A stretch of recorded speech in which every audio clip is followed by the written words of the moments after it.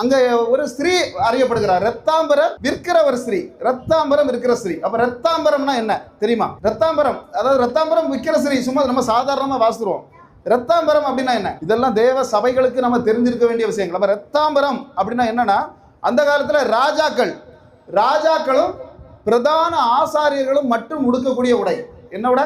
அநேக இடங்கள் நீங்க பைபிள்ல பார்த்தா தெரியும், ரத்தாம்பர ஆடை அணிந்திருந்தார்கள். ராஜாக்கள் மட்டும்தான், அதாவது நல்ல விலை கொடுத்து வாங்கக்கூடியவங்க மட்டும்தான் அதை உடுத்த முடியும். ஏன்னு சொன்னா அது வந்து கடல் நத்தையில இருந்து அதுல தான் அந்த ரத்தாம்பர நிறம் வரும். அந்த நத்தைகளை பிடித்து அதிலிருந்து அதை உடைத்து அந்த கலரை ரெடி பண்ணி உருவாக்கக்கூடியதுதான் இந்த ரத்தாம்பர ஆடைகள். அப்ப இந்த ரத்தாம்பர ஆடைகள் வந்து ஒரு ஆடை செய்யணும்னாலே ஆயிரக்கணக்கான நத்தைகளை பிடிச்சு என்ன செய்யணும்? கொல்லணும். அப்ப இந்த நத்தைகள் இப்படி கொல்லப்பட்டு செய்யக்கூடிய துணி, அப்ப லட்சக்கணக்கில், இன்னைக்கு இருக்க பார்த்தா கோடிக்கணக்கில் ஆகும் பணம். அதை சாதாரணப்பட்டவன் என்ன செய்ய முடியாது வாங்கி, நம்மள மாதிரிப்பட்டவன்